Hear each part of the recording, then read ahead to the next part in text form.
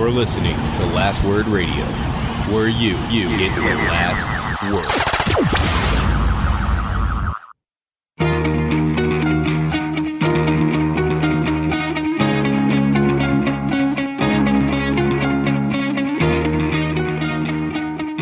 Welcome to the Fourth Line Podcast, part of the Alberta Podcast Network, powered by ATV. This is November 26, 2018. With you today is myself, Carl, the always wonderful Joel. What up? And Nick, don't call me Tyler Sagan. Yeah, that one's not bad. Yeah. Did you just think of that one right now on the spot? I thought of it on the ride home. Pretty good. That's what I spent my drive home from work doing. It was a 20-minute drive, and that's the best I could come up with. So, bit of a mouthful, but it could work. Yeah, we'll see. Let's keep it in the rotation. Lots to get to this week. Someone else. It turns out every day we record a podcast, someone gets fired in the NHL. It's a weird thing we have going here. Monday's just a bad day in general. Just the NHL has a case of the Mondays, for sure. We'll be getting into Ron Hextall no longer being with the Flyers. We'll talk about a trade that went down yesterday. We will talk about teams that are being good, teams that are being not so good, and potentially some William Nylander talk. So, before we get to that, let us remind everyone about Park Power. That is a fantastic sponsor of the Alberta Podcast Network.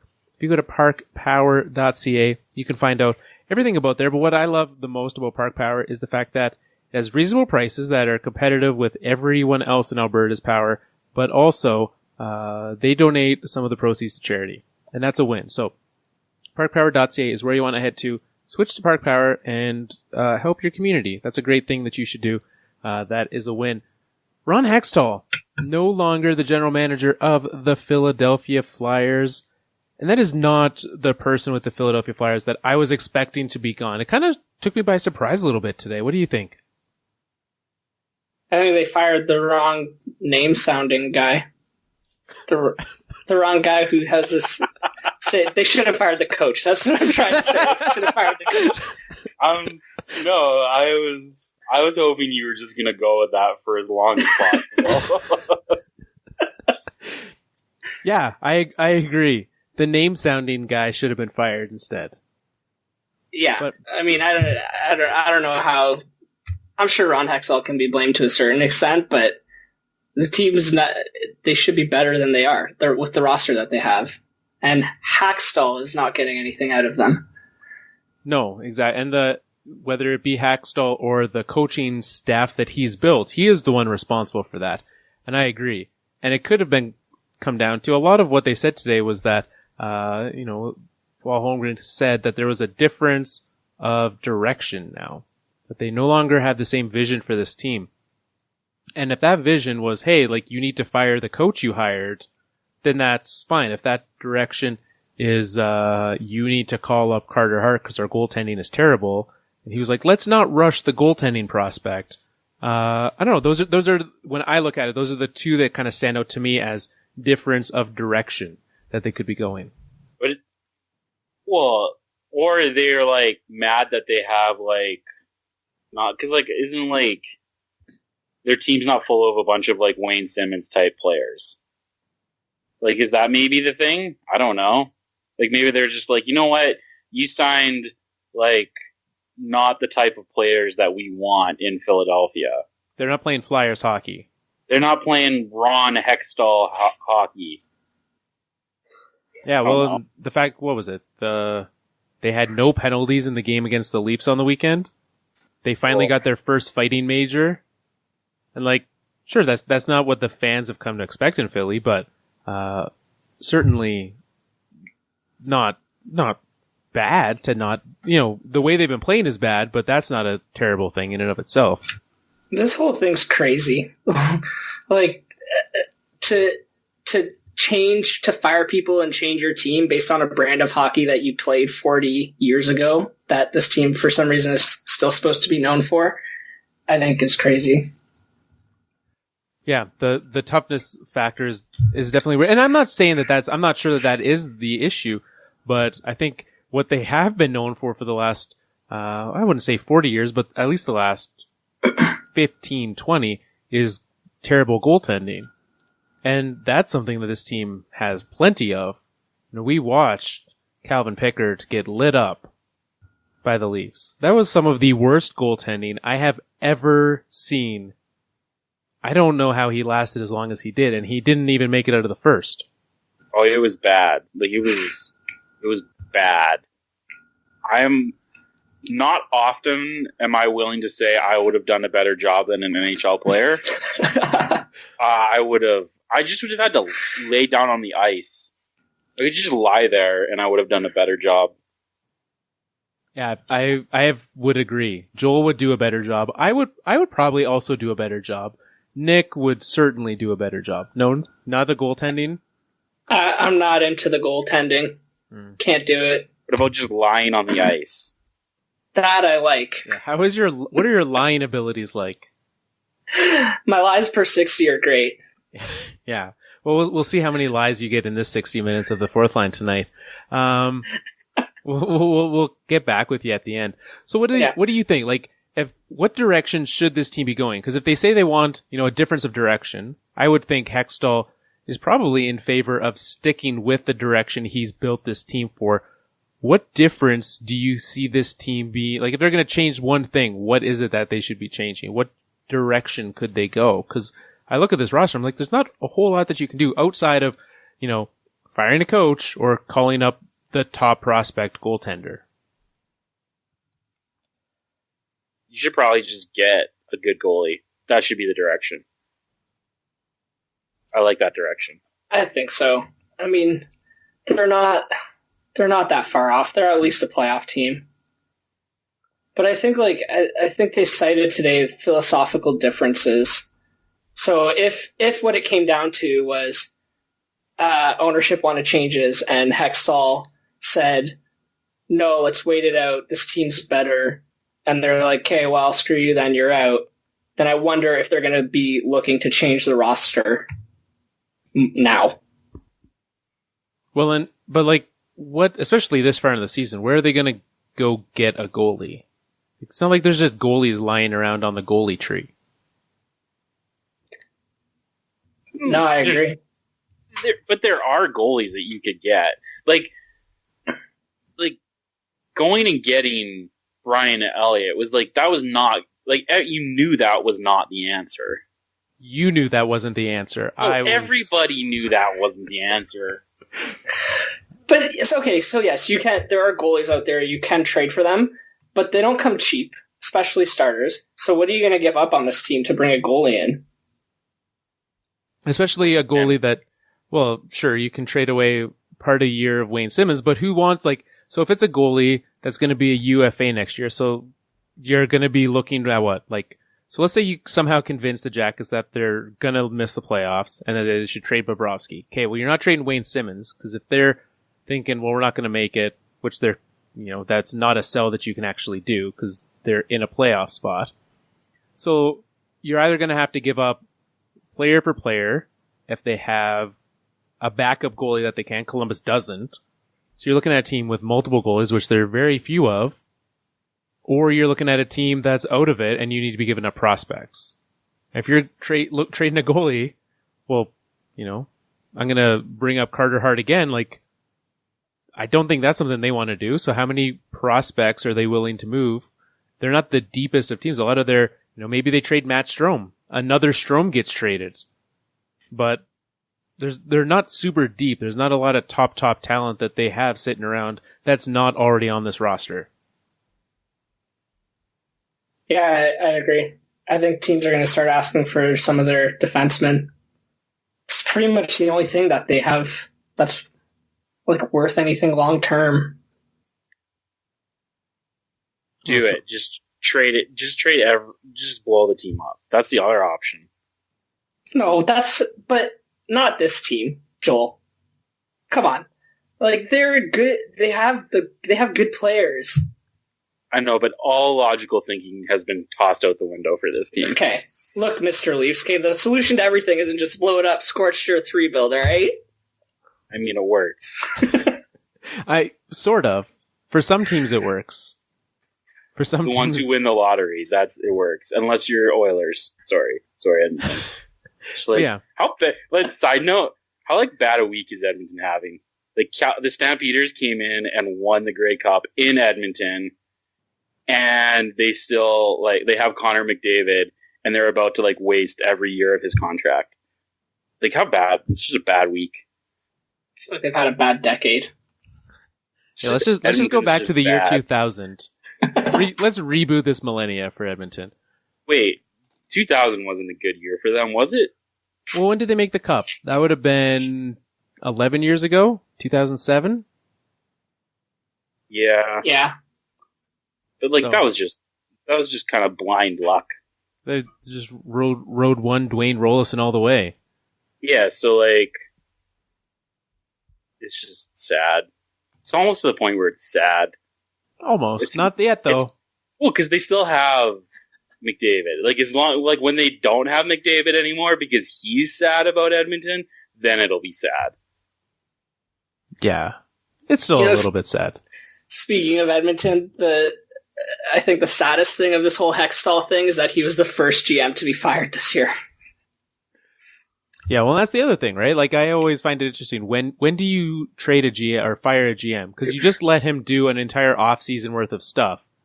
And these 20 games are to prove to you, maybe we shouldn't have let him sign JVR. What? Do you disagree with that move? Why would you let someone make all those moves to then fire them? GM firing is always a weird thing for me. Well, and what kind of changes are going to happen mid-season? Yeah. Maybe, I can't imagine what it is. They don't, although we do talk, to be fair, we talk about this often, that if you're done with your GM, why would you let him handle the trade deadline? And so maybe they're just we're not going to let him handle the trade deadline. We're done with him. Maybe they made the decision. They're starting to say, and they're this is just not going to be good. He's probably gone at the end of the off season. Wait, if he's probably gone, we don't want him making the decisions for the future of this roster. But I don't know. I honestly, you just look at this team and there's just not a ton. I'm not saying he was the best GM, but he definitely wasn't the worst. He was a middle of the pack GM. Yeah, I agree. And so it's just weird. Other than that's the only thing that I could justify is they're just we're done with you. We don't want you to touch the trade deadline. So we're making sure that you're gone well before that. Yeah, I would be surprised if Hextall lasts the season. Then you can send Hextall and Hextall out the door and get some clean slate in Philly, a team that suddenly is in need of a lot of changes. Dylan Strome, former 3rd overall draft pick by the Arizona Coyotes, is now a Chicago Blackhawk, being traded with Brandon Perlini for Nick Schmaltz last night.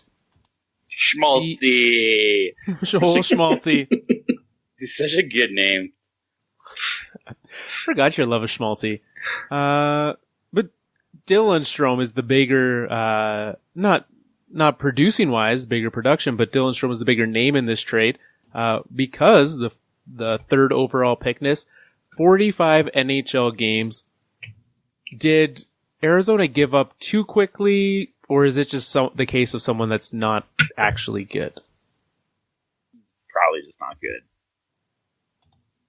I disagree. I think they gave up too quickly. But he hasn't done anything. He just he might be okay, but he's not. He was not going to be good on Arizona. No, he wasn't. But you watch him now playing with some of these Blackhawks players. I'm sure he'll be much better.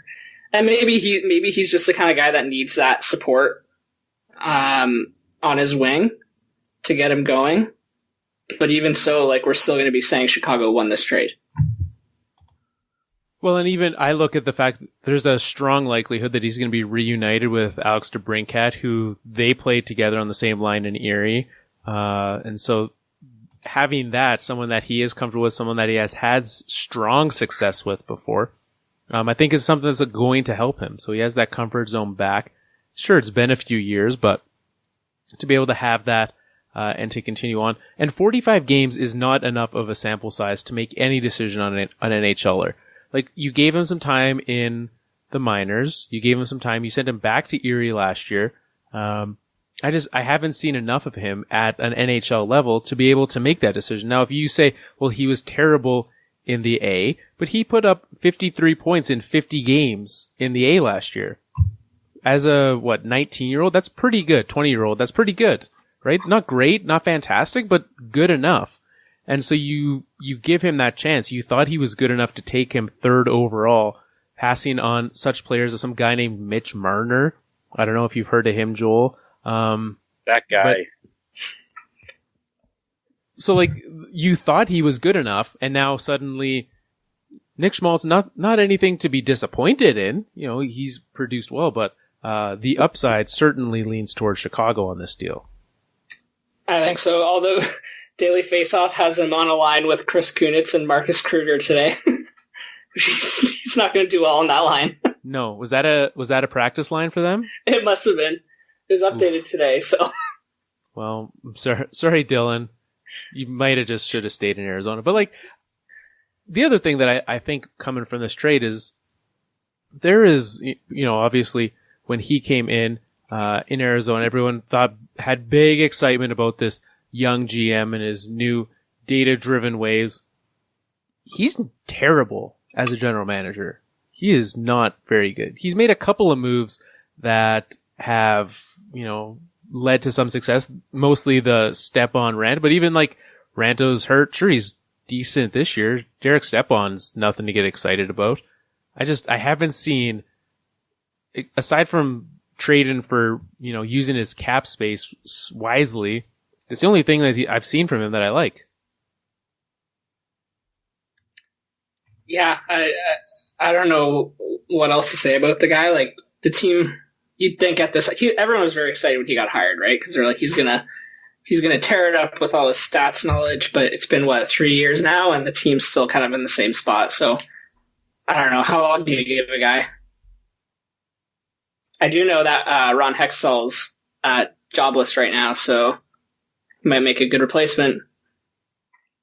Yeah, I think that's he was so he just has not lived up to the hype. He is the Dylan Strome of NHL GMs. Which is fair because that was his first pick, right? He picked Dylan Strome that year, or no, that was the year after he came in. So that was, he was saddled with Dylan Strome. But you are very correct, Joel. He is a comparable on a scale of Mitch Marner to Dylan Strome. He is Dylan Strome. What year did Strome get drafted? 2015. 2015. Okay. So there was a guy, Connor McDavid, Jack Eichel. Oh, that was the McDavid draft. That's right. Yeah. So oddly enough, we have had two from that top five traded already. Strome went third. Noah Hannafin went fifth. And so a fair amount of guys, also Lawson Krause went 11th. He was traded to Arizona. Yeah, but he was picked way too early. Lawson Krause, whatever. I remember that. That because he was picked by Florida, right? He was, yeah. Yeah, that was such a. That was one of those picks that you were just gonna you make that pick being everyone's gonna be amazed by this, and then everyone's no, that's the worst pick you've ever made. It's like the Barrett Hayton pick that the Coyotes made this year. At they're fourth overall? Yeah, the Coyotes maybe not the best drafters. Maybe that's the problem. They just need to hire some new scouts. But could be. I don't know. This is just so. Why are we talking about so many sad teams? Philadelphia's sad. Oilers are sad. Coyotes are sad. Just so sad. Do you want to talk about something happier? Sure. Mikko Rantanen's really good. It's not happier. I don't care about that. Well, you were the one who suggested we should talk about how good Mikko Rantanen is. You don't pick up sarcasm well. No, you specifically said Mikko Rantanen is fantastic. So you are not buying the Mikko Rantanen hype with his production, with what he's been able to do, you don't think that he is a top, I don't know how you would rank him, but good. Okay, so it's like a top, he's a good player. Like, that is top 50 player? Yes. Sure, I'll go with that. Let's go. Yes. Tell me how you define him then. Tell me how you define him. Not as good as you think he is. That's how I define him. See, I'm not even sure how good I think he is. Because I still think, no matter what, that if you were to put him on a different line without Nathan MacKinnon, I would be very interested. And I hope that they give him the opportunity to do that before they pay him this offseason. Before they dry-sidle him, I really want to see what he can do without Nathan MacKinnon as a center. Oh, he is getting paid. Let me tell you. He's going to be dry-sidled so bad. Oh, it's going to be so ugly. Well, why don't we let's have a conversation about this then. Let's go. Who would Carl rather have on his team? Nick, you can play too. I think it'll be funnier with Carl because it's going to be like... Yeah, I'll let Carl handle this one. Because when I throw out Connor McDavid, he's for sure going to take Rantanen, but so it'll be hilarious. Okay. Okay, contract doesn't matter because he's an RFA. We can't talk because we don't know how much he's going to get paid. Yeah, he's not going to play till December 1st anyways, so apparently side note, if you read some of the stuff that's out there right now, everyone's like, this William Nylander thing, everyone's going to do that next year. It's the hot new trend for prospects. Yeah. Rantanen, Matthew Tkachuk. Rantanen. Agreed. Gaudreau. Johnny Hockey. Gaudreau. I've seen a lot more of Gaudreau being able to carry a line than I have a Rantanen. They're basically the same age too. So, Kucherov. Yeah. Carl's not unreasonable about this. No. I honestly thought he was going to take Rantanen there. I was like 100% sure. I take Kucherov over Gaudreau too. Like, it's not that close. Surprised you say that, but that's fine. Well, Blake Wheeler. Mikko Rantanen. Wow. Is it for this year, or is it for, like, without looking at contract, he's on my team? Because I'd much rather take 22-year-old Mikko Rantanen for the future than Blake Wheeler. I just wanted to see if you were going to double down on your Blake Wheeler love. That was just really what you put me in a real corner, because it was like either I have to double down on my Mikko Rantanen love or my Blake Wheeler love. I picked Mikko. Where would you settle on that? I'm curious. That's a tough one. I think I'd go Rantanen too, just based on the age. Yeah, but do you like Blake Wheeler? Do you think that was a good idea? I like Blake Wheeler, yeah. Like, so you would have signed him to that contract. No, that guy's awful. It's going to be such a terrible contract. They signed him before. Back half of it. How many? Is it a full 8-year contract? I can't remember off the top of my head. No, but it was signed before it needed to be signed for like a 37-year-old. It's a 5-year deal for him. That's not terrible. And how old is he? It's basically the Jets' window, right? Like, yeah, it's gonna. But my argument is they didn't need to do it because like it wasn't like he got signed to market value. He wasn't giving them a deal, and they didn't need to do it. He had another year on his contract. You're gonna make me pull it up on Cap from there. It's okay. More like, well, you pull it up. I'm gonna continue with Carl because I want to know about David Pastrnak. I had this thought yesterday because I was having the thought of best line in the NHL. This is what I was thinking about while I was doing some grocery shopping.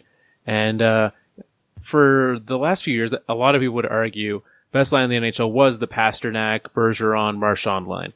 So I got to thinking and comparing it to the Avs. So player by player, McKinnon over Bergeron, and then whether you have Pastrnak or Marchand. If you have Pastrnak, Rantanen, I think I would go Rantanen over Pastrnak. And then, likability, I'm obviously going to take Landeskog over Marchand. So, Yeah. Rantanen. Over Pasternak? What? Yeah, that's crazy. No way. Yeah. Pasternak's a really good hockey player. I do not like him at all. Carl's face right now. Okay, good. Keep going. This is fun. Like in 3 years' time, we're going to be talking about Pasternak having the best contract in hockey. That's what's going to happen. I don't doubt that. He is significantly underpaid for what he should be getting. Which he's okay with, apparently. Yeah, he just loves it. He's just like, I love being underpaid. It's my favorite thing.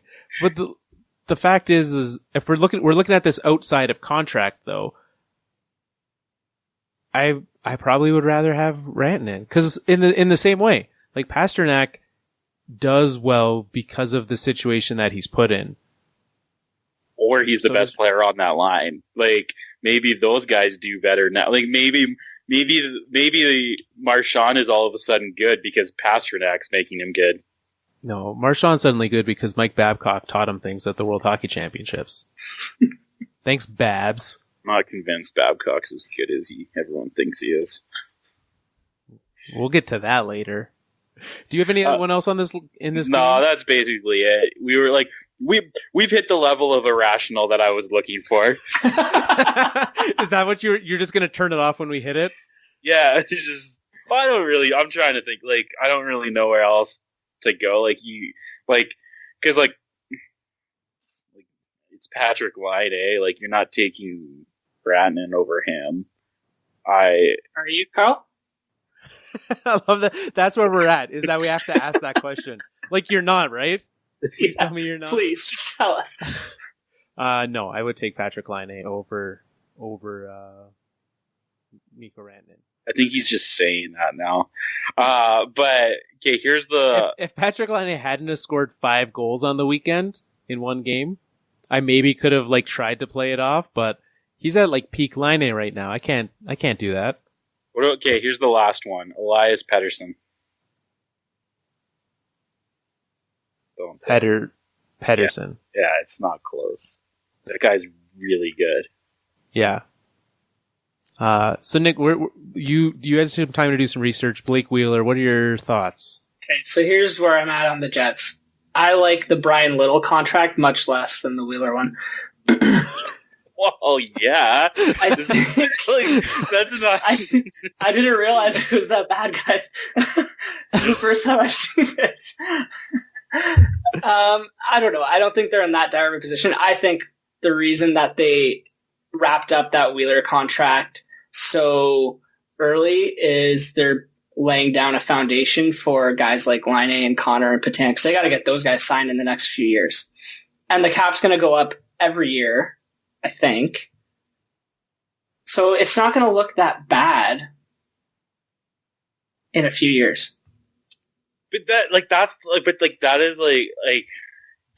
to me, that's like it's an awkward argument because you're like, well, because the cap will go up, it won't look as bad.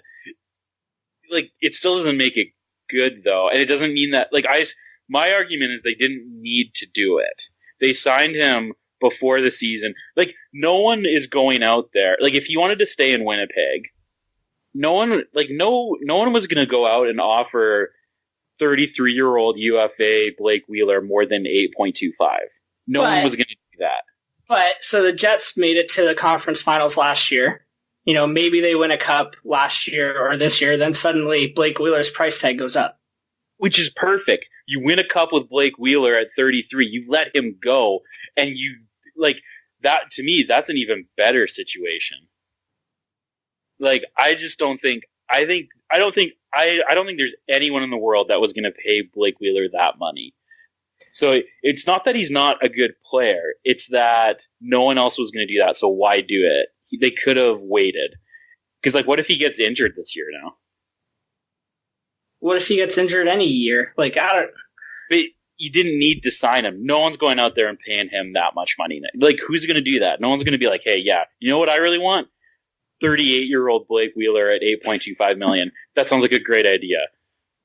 I would disagree. I think Blake Wheeler on the open market right now, I would give him on a 5-year deal, I could see him getting 9+. Oh, please do that. But you're getting Blake Wheeler, who's on pace to put up another 90-point season. So there is no sign that he is slowing down. So what? You get 3 years out of him at 90+ points. That's better production than you're getting from the $11 million John Tavares on your team at $2 million less. The last 2 years when the cap's gone up, who cares how good it is? My argument, and you continually go to the fact that I'm not saying Blake Wheeler's not good. I'm saying they didn't need to do it. No, but I am saying that someone would have paid him more than 8.25. You're wrong. I'm totally wrong. There's no way. I think it's a fair price for him right now. So, I don't know. I don't really have an issue with it. I mean, why not? Why not start locking some of these guys up long term if you want them on your team that long? I just don't. And he's so old. Hockey players don't get better when they're older. They get worse. It's just I don't pretend to I would never try and say that, oh, we've got the outlier. We've got the one who's going to beat that. That's such a dangerous game to play. I don't think they're saying that. I think they're paying him the total amount of money on his contract for the next 3 years where he's as good as he's going to be. And then the final, hopefully you win a cup in that window.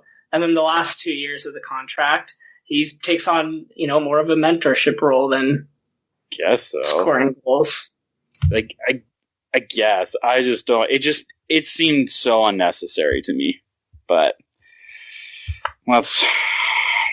Well, so what do you give 5 goals per game scorer Patrick Laine?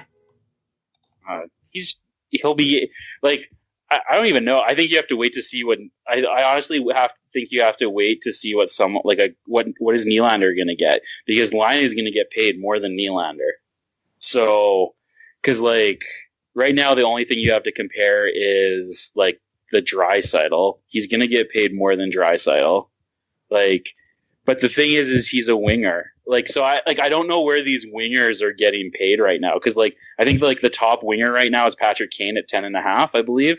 Yeah. And so I would imagine north of that, but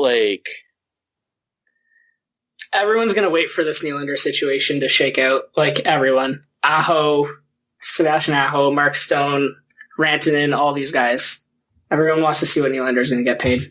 Because I think they're going to, because it's not going to be an outlier where the Draisaitl one is an outlier that you're saying this is not the norm. And that's what it's come down to, is that Nylander wants to get paid like a center and the Leafs want to pay him like a winger. That's that is what the difference has been there and why they haven't been able to get together. Laine is going to get paid. I don't he's going to get paid more than Eichel.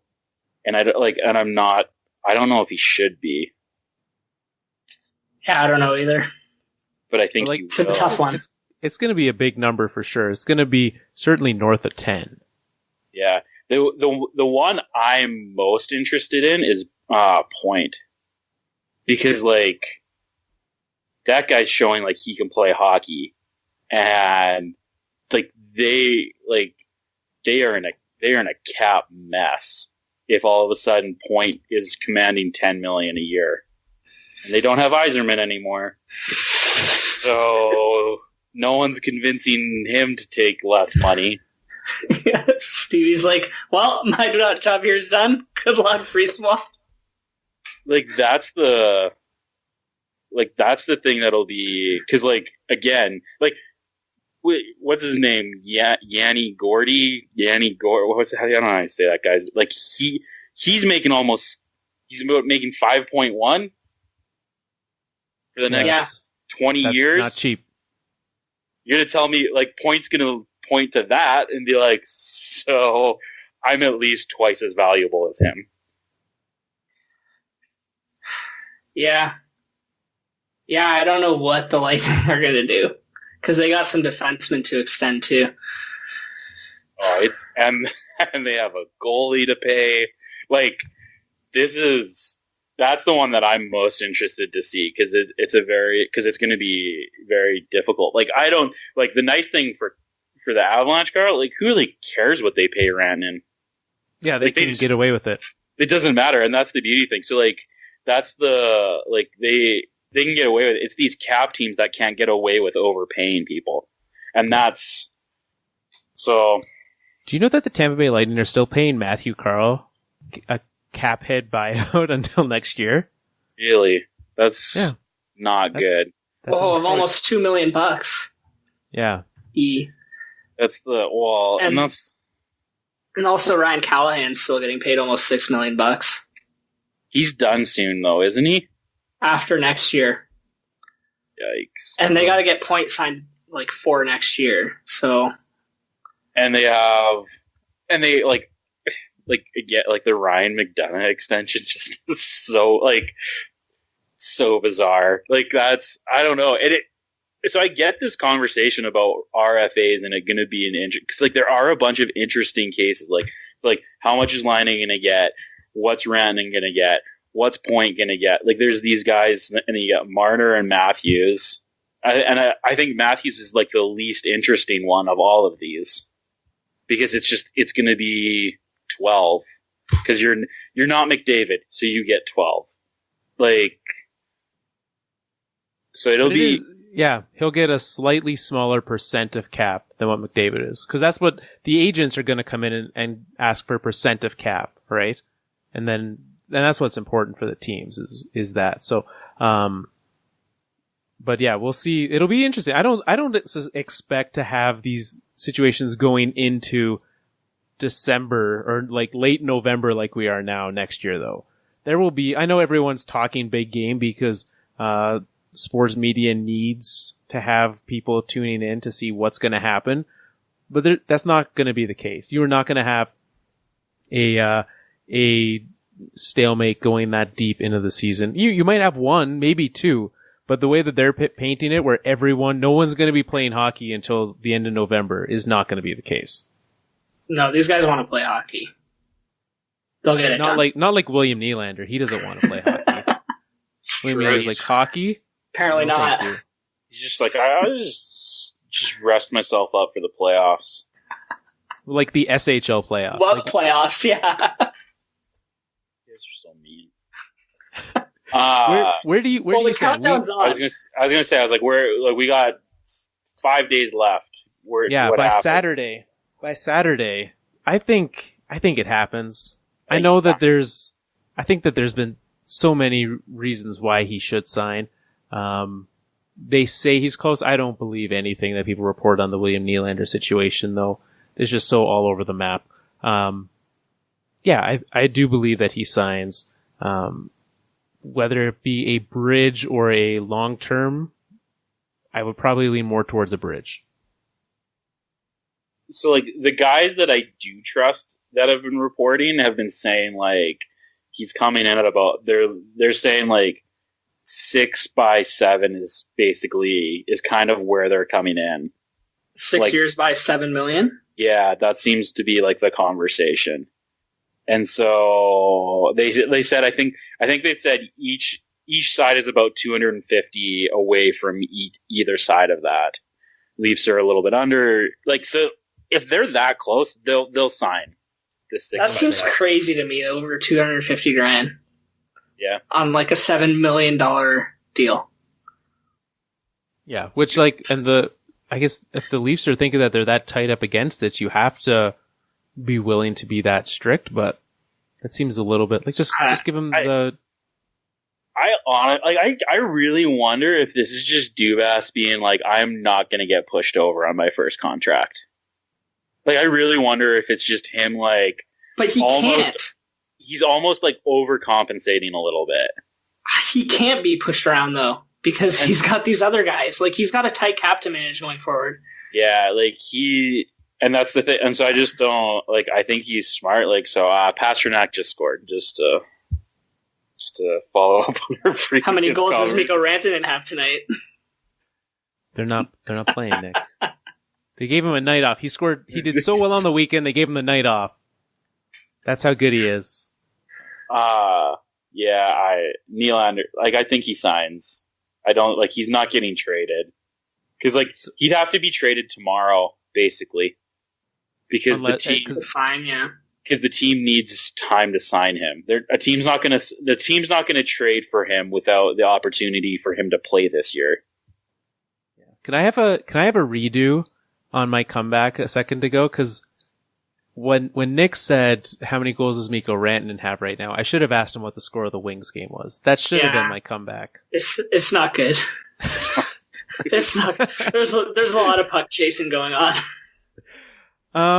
It is 2-0. It is 2-0 Jackets. Speaking of the Wings, they lost to a very good team on the weekend.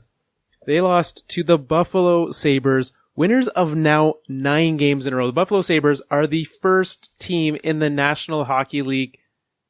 No one thought that this would happen at any point in this season, but here they are. I guess Tampa passed them yesterday, so no longer first, but they still 34 points through 24 games. They are, if you follow the Bob McKenzie theory of if you're in the playoffs by Thanksgiving, you're in the playoffs. Buffalo, welcome to the playoffs. How much is this team for real? I think a little bit for real. I think, their goalie's name is escaping me right now. I think he's overperforming a little bit. Carter Hutton, I think he's overperforming a little bit. I know that because he's on my fantasy team and I'm loving him. But I think he's overperforming just a little bit, so there might be some regression there. I don't know. I think they're a bubble team. Like this far into the season, I just think it would be quite shocking for them to drop. It's only 8 points, but it is, a substantial amount. I do expect there will be some teams moving, and if I look at the teams that I expect to move, Pittsburgh is going to be in a playoff spot by the end of the year. I do not think that we'll see what time we have today. We might discuss some of this, but Pittsburgh, I see them getting into a playoff spot. But they could easily take the Islanders spot. Maybe if Philadelphia fires their coach, I could see them moving up. But it is quite reasonable for me to see Buffalo stay where they are, right? There are guys on this team that will start to regress. You will have, Jeff Skinner. He's not going to keep up the way that he has been going. Love some Jeff Skinner. Glad to see him well, but he's not going to keep doing what he's doing. Carter Hutton, Joel commented, players don't get better, as they age. Goalies kind of do. They're like the one where you're like, maybe they do, but still, to have his best season at 32 last year, and then to back it up, that's pretty impressive. And I'm not too surprised by it. I think he could keep it up because Linus Ullmark has been putting up similar numbers as well. This team, it's really weird. They would have to face quite a bit of a collapse. And the reason why I think it's it's probably more likely that they miss the playoffs still yet is because, like you said, there are teams that are out of the playoffs that are better than what they are right now. So if they were in a playoff spot and then, but there wasn't a Pittsburgh waiting to take a playoff spot, then I'd be yeah, maybe they'll stay around. But I just they're not. You got Boston, who's in a wild card spot. They could easily take one of the division slots, and then Pittsburgh is easily going to come up and take a playoff spot eventually. It is maybe, I don't know. They're not, they're a wild card team at best. They're not going to be in a division spot. Yeah, I can agree with that, especially with, the 4 teams that we all thought would be, the playoff teams in the Atlantic probably still will be. But if you look across the board, Buffalo, none of their numbers stand out, right? Everyone wants to know what kind of the PDO luck that they're riding. They've got 17th best shooting percentage and as good as their goal, 5th best save percentage. But I almost believe that save percentage can be continued. Might it drop a little bit? Yeah. But I would be in favor of saying that I would not be surprised to see them end the season as a top 10 goaltending tandem. Maybe. I don't know. Goalies are tough to predict. I didn't see them playing this well at the start of the season, but here we are. 24 games in? And like Bob McKenzie says, by American Thanksgiving, we kind of have a good idea of who's what. So maybe they are the real deal. I believe last year 11 of 16. So like there was 5 teams that weren't in a playoff spot last year that made the playoffs. So if we're looking at that, what teams that are in a playoff spot right now do you think will not finish in one? But like that's a lot of teams though. Islanders. So that was 5. I don't think there's 5 this year. I think there's less than 5. Montreal. Yeah. Islanders. Montreal Islanders. Dallas. Yeah, Dallas maybe. Like maybe, but I could they made it. I wouldn't be surprised. Yeah, there's no one behind them. Like in the West, there's no one that I look at the teams now in the playoffs of Anaheim, Vancouver, Chicago, Edmonton, Arizona, St. Louis, and LA. I don't like St. Louis, no LA, no. St. Louis was the one before the season, but now they're not. You're just like, right. No, they're not doing any. So yeah, it's probably Anaheim. It's we're already down to 9 teams. We can start the elimination station now and just eliminate half of the Western Conference. Yeah, they got big hills to climb. There's let's say 1 team in the West, 2. So like you could say like Islanders, Buffalo, Montreal. Like those would be the 3 in the East. So there's not a ton of and who's going to come, and if you're going to have 3 teams coming out in the East, who are the 3 that are coming up? So we have Pittsburgh, but then you have to find 2 other teams. Right. And it's like, standings wise, it's the Rangers that they've, not really. Carolina, I could maybe see. They've been playing well. If they can ever get goaltending, they'd do well. If one of their guys can go on a run, or, if they can somehow, whatever magical goaltender the Flyers are going to pick up, just go pick up that goalie beforehand. The Flyers, I would not be surprised to see them if they did fire Hextall, to see them start a run, but none of these fired coaches have really done a whole lot yet. What would it take to get Cam Talbot out of Edmonton right now? Not very much. Yeah, not much. But wouldn't you is Cam Talbot bad or are the Oilers bad? A little bit A, a little bit of B. I'd at least if you're at the beginning of the season, you're like, hey, I could get we give up a little bit, get Cam Talbot, or we could go and sign Brian Elliott. Yeah, why would but that's the thing. Maybe it's not going to take much to get him out of there. Find out if he actually, and then if he's not, he didn't cost you much anyways. Yeah, especially if you're willing to part with a pick or a pick and a prospect, it wouldn't have to be it wouldn't be more than for sure a second. That's the most that I would be thinking. So he's a UFA after this season, so that could be a good one to go after. Give Edmonton more draft picks to mess up. But that's right now is the perfect time for that, because what's his Koskinen? Is that his name? Yeah. He's apparently they're just loving him in Edmonton right now. So now's the time. I would call and at least see what if it's a second or a third round draft pick, I would do that. Well, if I was Philly.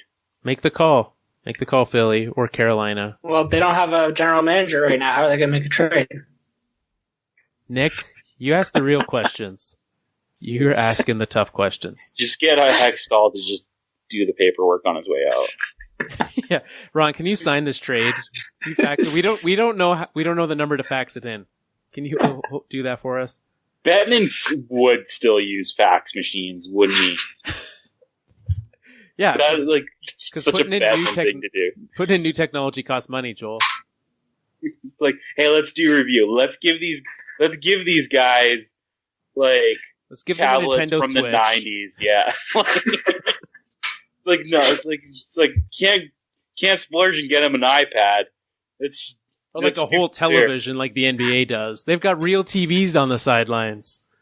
Bettman's the guy who tells people to call him on his landline. No, they can get a TV, but it's going to be like one of those, like the ones that you get for free off of Craigslist now. Like that's... When Bettman's in the States, he'll call someone in Canada and be like, hey, call me back. Hey, it's Gary, call me back. Man. Oh, that's funny. Well, do we want to pick some Pavel Bure, some must-watch games of the week? I mean, we probably should. Yes, we do. Nick wants to. We do, Joel. Oh. Yeah! Let's do it! That's the enthusiasm I was looking for. At what point do we change it to the Elias Petterssons of the week? I don't know. We could just rotate through who's our most like this week. It would be the Patrick Laines. No, we're not doing that. It's got to be an amazing Vancouver Canuck. Like that's the thing that we're doing right now. Oh, that's the shtick. It couldn't. That's not. So like the Mark Messiers of the week. Yeah, he was never. That's like the week that we don't want to watch hockey. The Sedins. We're just leaving it as Pavel Bure. Okay. I don't like where this conversation's going. Okay, tomorrow. Like, in 10 minutes, it's going to be the Blake Wheelers of the week. It's going to just be the worst. Continue, Carl. I've got two tomorrow for you to pick from. We have a Central Division matchup, a playoff rematch from last year, Colorado and Nashville, or the Pittsburgh Penguins versus the Blake Wheelers. I feel like you chose a bad second matchup to force us to choose that. Well, you can look at the schedule. If there's a third matchup, do you want to watch San Jose at the mighty Buffalo? Yeah, I do. We just talked about Buffalo being legit. When do we ever pick Buffalo? Come on. Give them some of the time in the sun, man. Let them shine a little.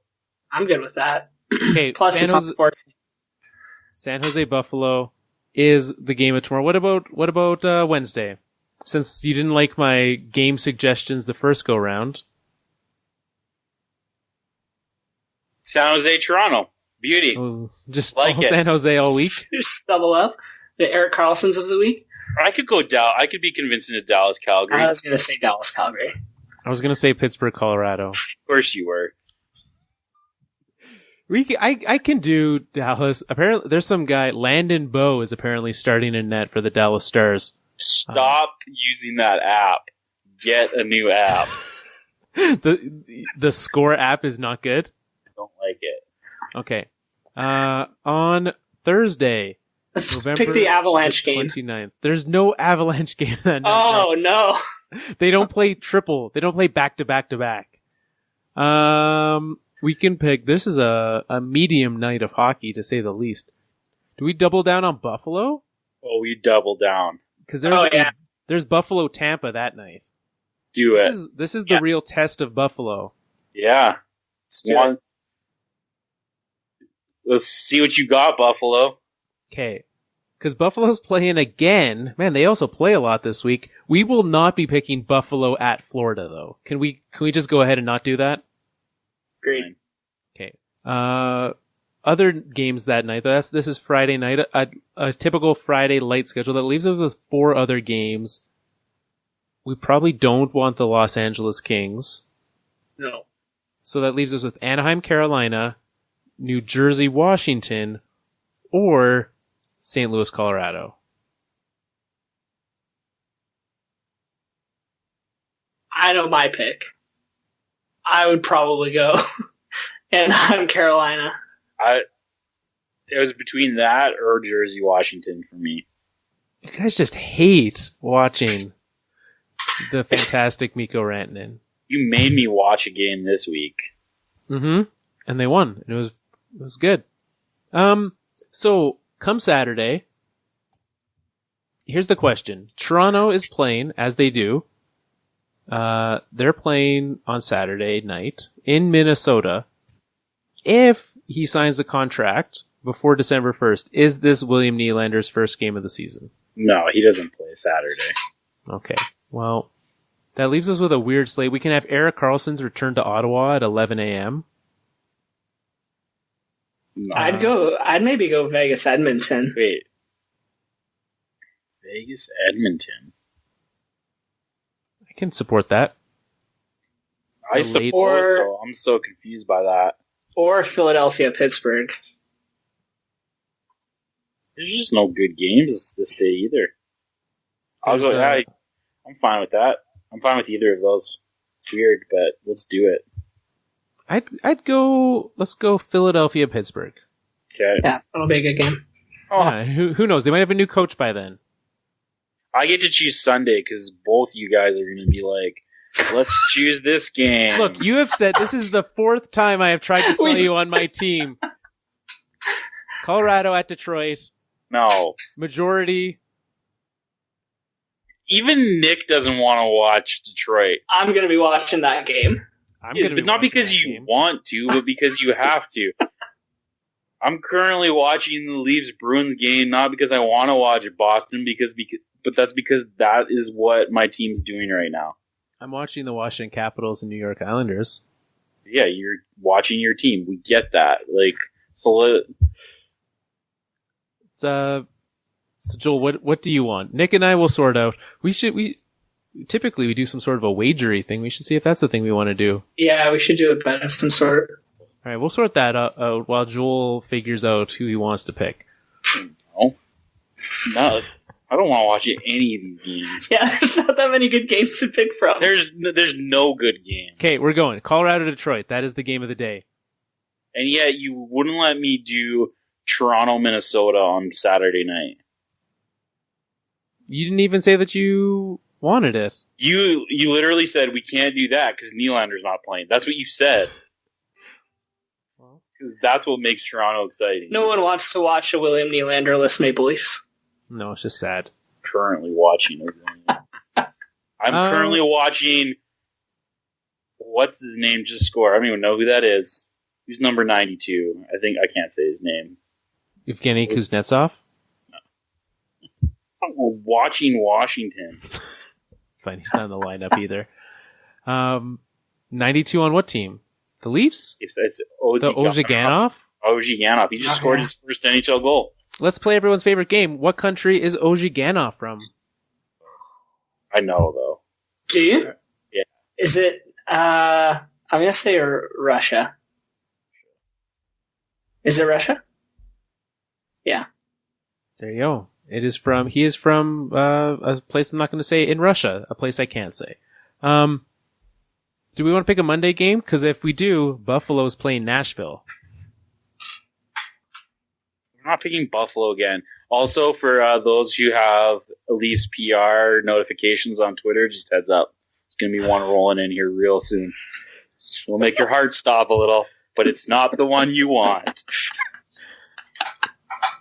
Yeah, well, let's see, Joel, by this time next week, we will know. We will be talking next week on whether William Nylander has decided to just pull a Le'Veon Bell and miss the entire season, or if he's going to play hockey.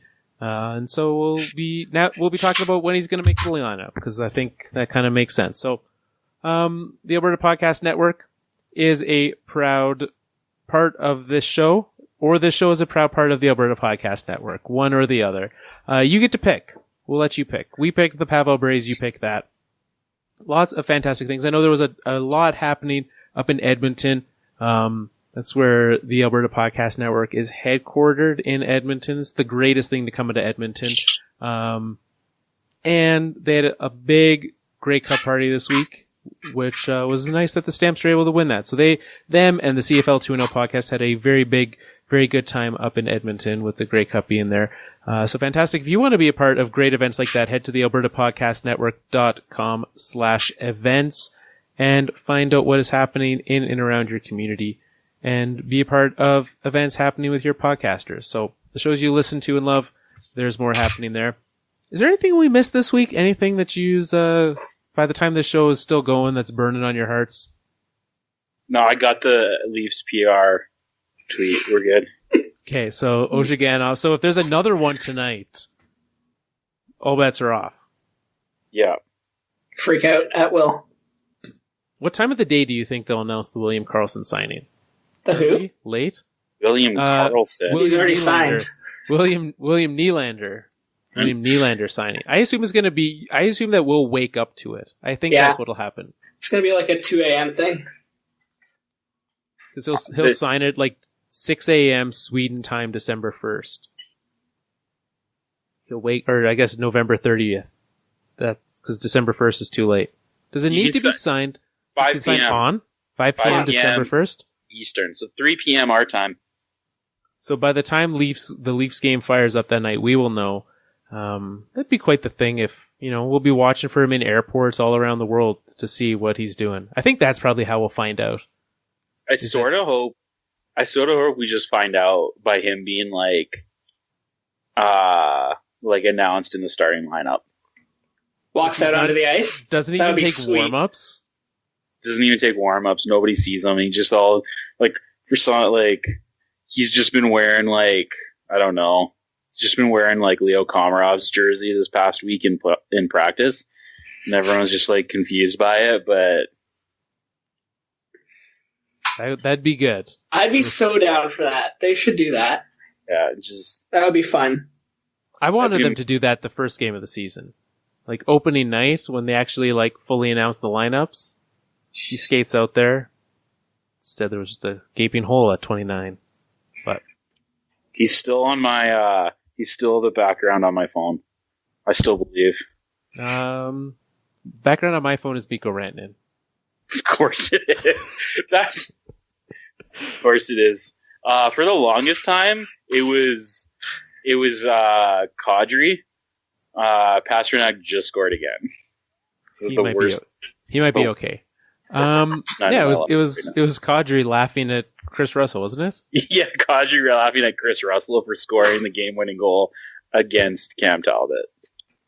That's good. That's great. What's your background, Nick? My background is a very boring Wings Nation logo. Well, at least haven't changed in a while. At least you support your Wings Nation. That I do. You'll notice that none of the three of us have a Fourth Line podcast background as theirs. If you happen to have one, send us a screenshot. We'd love to see it. But since we don't, who knows? That'd be quite the thing if you did. Thanks for tuning in. You can find us at thefourthlinepodcast.com, at Fourth Line Podcast on Twitter. Play High Sticking. I didn't check who's winning this session. We reset the scores after crowning a champ last week. We have a top 4 separated between 2 points of Chad, friend Chad Milroy, Matt from Reasons Are Several, Alex Watson, and Mingyin 924. So Mingyin is coming in tied for 3rd place, and we have a pick. Tonight's Caps Islanders game is the high sticking game. And so we'll see what happens there. It's looking like it's going to be the Caps, though. So play high sticking over on our Twitter at Fourth Line Podcast, and you can have some fun. So lots of Sabres talk this week. Lots of Sabres games. So get your Sabres picks ready. Boom City.